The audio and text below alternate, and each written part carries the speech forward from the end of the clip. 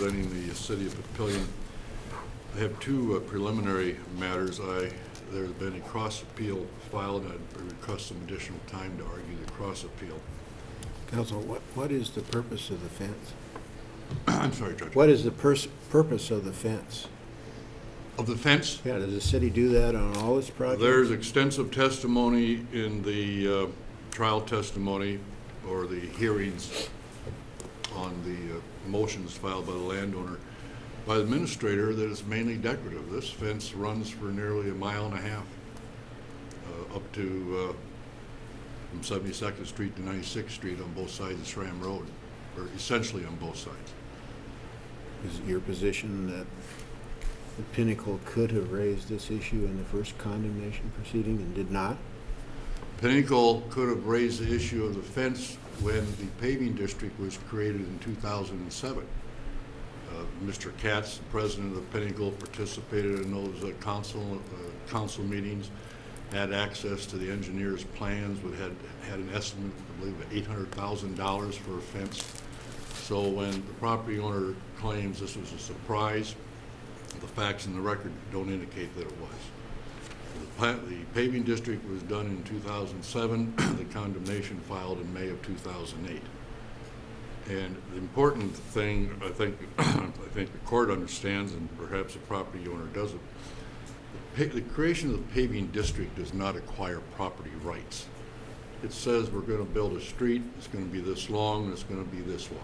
What street were they building? Schram Road? Schram Road. Okay. That gives the city authority to build it.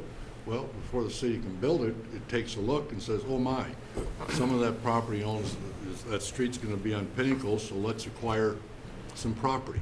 You negotiate, you fail, you file condemnation. That's why there's two very distinct things that happened here. Paving district and then the condemnation action. Does the construction of the fence or the existence of the fence legally preclude any future access at any point where the fence is currently constructed? No, it does not. And there's a testimony in the record from the city planning director who described in detail the city ordinances and the process for a property owner to request a curb cut or an access to any of the city streets. And people just can't willy-nilly put a driveway on. Isn't the real issue here, it's not the fence, it's whether they have access. Is that correct? I believe that's correct. And so they could have put a shelter built there.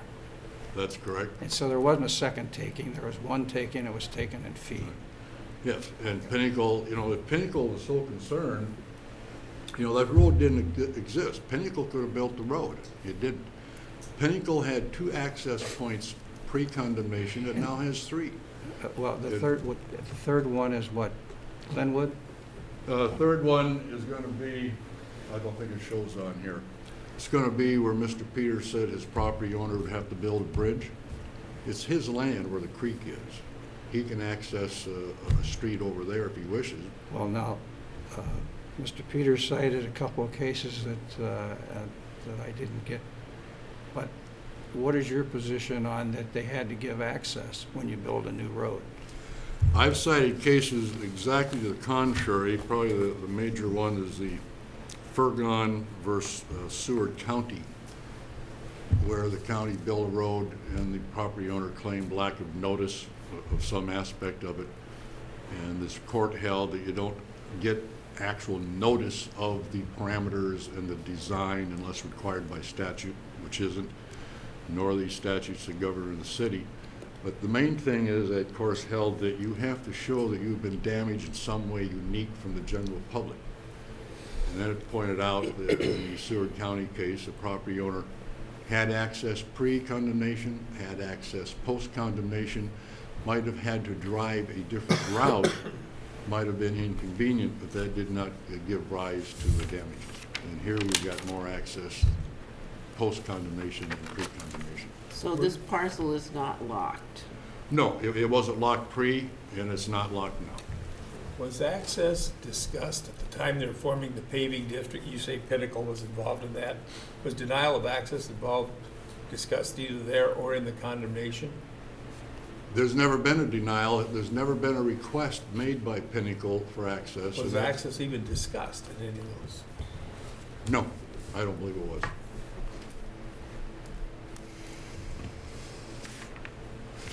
If there's no more questions on that issue, I'd like to go on to the cross appeal. When the condemnation action started in the county court, 3 appraisers appointed, and they assessed the damages, and I'm going to use round numbers, $347,000. The property owner appeals to the district court. Eventually, after many pretrial hearings and evidentiary hearings, jury returns a verdict of damages of $432,000.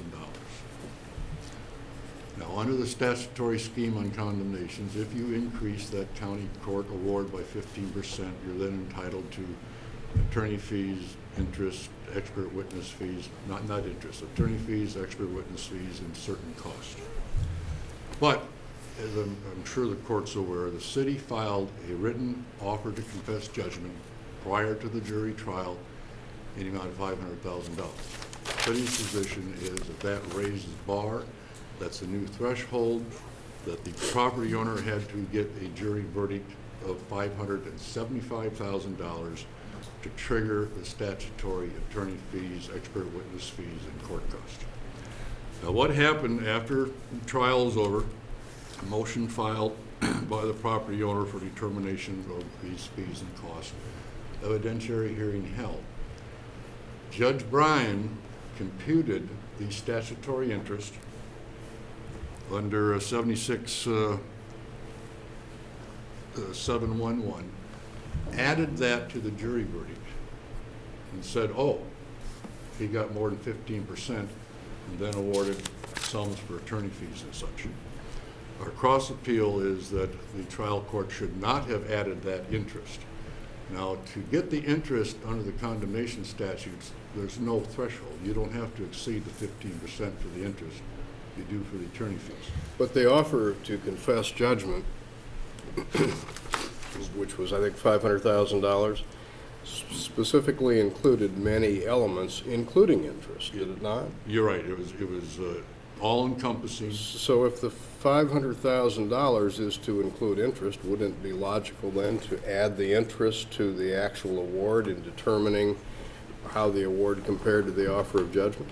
Well, then we get into the problem, then what is actually meant by the word judgment? And I cited a case that specifically said a judgment is exclusive of statutory interest awards. Yeah, but the offer of proof was not.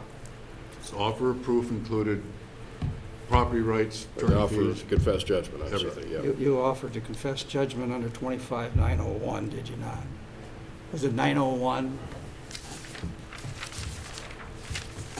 Well, there are 2 offer of judgment statutes. I believe it was. Okay, so 901, the offer to confess judgment is available only in an action for recovery of money only. At Pinnacle, in their action, they sought to void the condemnation because it was, not done in good faith, and that the city didn't have authority to take the property. That's not necessarily a request for a money judgment only. Those 2 issues were raised post-appeal by these dispositive motions that the property owner filed.